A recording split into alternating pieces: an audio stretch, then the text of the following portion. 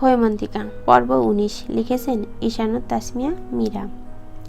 হৈমন্তীর হাত থেকে বাজারে ব্যাগটা মাটিতে পড়ে গেছে। আলু, টমেটো, শশা একে একে ছড়িয়ে পড়েছে রাস্তায়। হৈমন্তী দ্রুত সেগুলো কুড়িয়ে নিতে লাগলো। রৌদ্রোজ্জ্বল সকালে বাজারে এসে এহেন অপ্রীতিকর ঘটনায় ভীষণ বেজার সে। কর্মাক্ত হয়ে আছে তার সারা শরীর, বিরক্ত মস্তিষ্ক। হঠাৎ নিজের হাতের পাশাপাশি বলিষ্ঠ একজোড়া হাত দেখতে পেল সে। তার সঙ্গে সঙ্গে হাত জোড়ার মালিকও সাহায্য করছে তাকে। হৈমন্তীর ভুরু কুঁচকে এলো, কপালে ভাঁজ ফেলে পাশ ফিরে তাকাতেই তুষারকে দেখতে পেল সে। আটকে উঠল, হাত থেমে গেল আপনা আপনি। তুষারের কপালে সাদা কাপড়ের বিশাল বড় ব্যান্ডেজ করা, ঠোঁটের কোণ ডান গলাটা বড্ড লালাভ হয়ে আছে, বাম গালে সূক্ষ্ম তাজা আঁচড়টি দৃশ্যমান। তুষার স্বাভাবিকভাবে সব ভরে নিল ব্যাগে। এক হাতে ব্যাগ নিয়ে উঠে দাঁড়িয়ে জিজ্ঞেস করলো, বসে আছেন কেন হৈমন্তিকা? উঠুন। হৈমন্তী সম্বিত যেন এক্ষুনি ফিরল। দ্রুত উঠে দাঁড়ালো সে। বিস্ফোরিত নয়নে চেয়ে এলোমেলো গলায় প্রশ্ন ছুড়ল, আপনার এই অবস্থা কিভাবে তুষার? কাল রাত অবধি তো ঠিকই ছিলেন। তুষার জবাবহীন। হৈমন্তীর আতঙ্কিত ব্যথাতুর নেত্রজোড়া মুগ্ধ হয়ে দেখল কিছুক্ষণ। অল্প হেসে কথাটা সম্পূর্ণ এড়িয়ে গিয়ে বলল, চলুন হৈমন্তিকা, রোদে দাঁড়ানো যাচ্ছে না, গরম লাগছে ভীষণ। ফুটপাতের এক কোণে গাছের ছায়াতলে তুষারের বাইক দাঁড় করানো। পাশেই বাদাম বিক্রেতা এক ঝুড়ি বাদাম নিয়ে আসন পেতে বসে আছেন। বাইক থেকে ঠান্ডা পানির বোতলটা নিয়ে নিল তুষার। বাদাম বিক্রেতাকে বলল, মামা ২০ টাকার বাদাম দিন তো, বলে ঢকঢক করে পান করলো পুরো অর্ধেক ঠান্ডা পানি।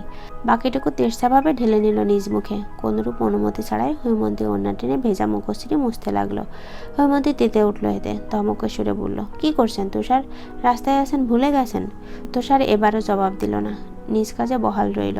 তার এহেন নির্লিপ্ততায় প্রচণ্ড বিরক্ত হৈমন্তী।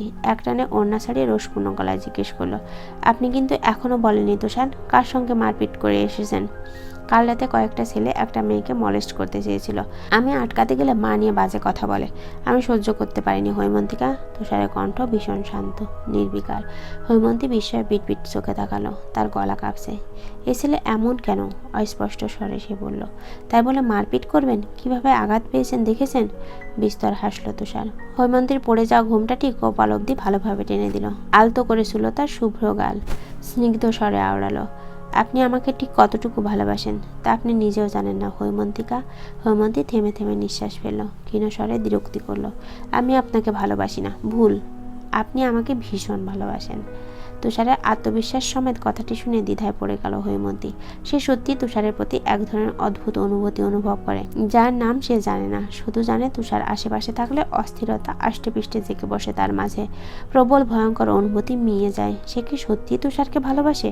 মনে মনে প্রশ্নটির উত্তর খুঁজতে গিয়েও থেমে যায়, আবার বাস্তবতা থামিয়ে দেয়। তপ্ত নিঃশ্বাস ফেলে জিজ্ঞেস করে, আমার বাজারের ব্যাগ কোথায় তুষার? তুষার ঠাট্টা সরে জবাব দেয়, ভয় নেই হৈমন্তিকা, আমি খেয়ে ফেলবো না আপনার বাজারের ব্যাগ। ততক্ষণে বাদাম বিক্রেতা বাদাম এগিয়ে দিয়েছে তাদের দিকে। তুষার পকেট হাতে মানি ব্যাগ বের করলো। বাদামের দাম মিটিয়ে হৈমন্তী সামান্য দূরত্বে বাইক হেলান দিয়ে দাঁড়ালো। বাদামের ঠোঙ্গাটি হৈমন্তীর দিকে বাড়িয়ে দিয়ে নিঃসংকোচ সিক্ত আবদার করে উঠল, মায়ের সঙ্গে রাগ করে এসেছি হৈমন্তিকা, সকাল থেকে কিছুই খায়নি, বাদামগুলো একটু খাইয়ে দিবেন আমায়? হৈমন্তীর মন যেন মুহূর্তেই পাথরে পরিণত হলো। বাদাম নিল না সে। বাইক থেকে নেমে কঠিন গলায় বলল, আমার বাজারে ব্যাগটা দিন তুষার, আমি চলে যাব। তুষারের শীতল চাহনি, এক্ষুনি চলে যাবেন? হ্যাঁ চলুন, আমি পৌঁছে দেব। ড্রয়িং রুমে অস্থির মনে বসে আছেন হেনা। কোনো এক অজ্ঞাত কারণে তুষার তার সঙ্গে কাল রাত থেকে কথা বলছে না। রুমের দরজা আটকে ছিল। আজকে আবার সকাল সকাল কোথায় যেন চলে গেছে, তাকে বলেওনি। চিন্তিত হেনা দীর্ঘশ্বাস ফেললেন। সরব কলিং বেলের আওয়াজ পেতে চমকে উঠলেন তিনি। দ্রুত গিয়ে দরজা খুললেন। তুষার গম্ভীর মুখে দাঁড়িয়েছিল। হেনা ছেলের মুখ পানে গভীর মায়াময় দৃষ্টিতে চেয়ে বিচলিত স্বরে জিজ্ঞেস করলেন, এই শরীর নিয়ে সকাল সকাল কোথায় গিয়েছিলি তুষার? রাত থেকে কিছু মুখেও দিসনি। ক্ষুধা লেগেছে? নাস্তা বাড়বো? না, খাবো না।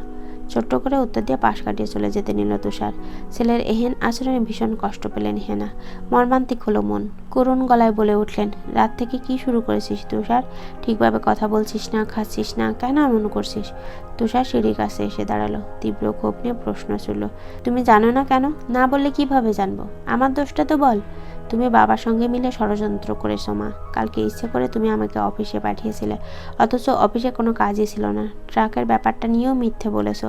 মুখে না বললেও আমি জানি তুমিও চাও হৈমন্তিকা যেন আমার জীবন থেকে চলে যায়। কিন্তু তোমাদের এই আশা কখনো পূরণ হবে না মা। আমি বিয়ে করলে হৈমন্তিকাকেই করব। কথাগুলো বলে আর দাঁড়ালো না তুষার। দ্রুত পা চালিয়ে গেল নিজ রুমে। হেনা স্তব্ধ হয়ে দাঁড়িয়ে রইলেন। মস্তিষ্ক কেমন ফাঁকা ফাঁকা লাগছে ওনার।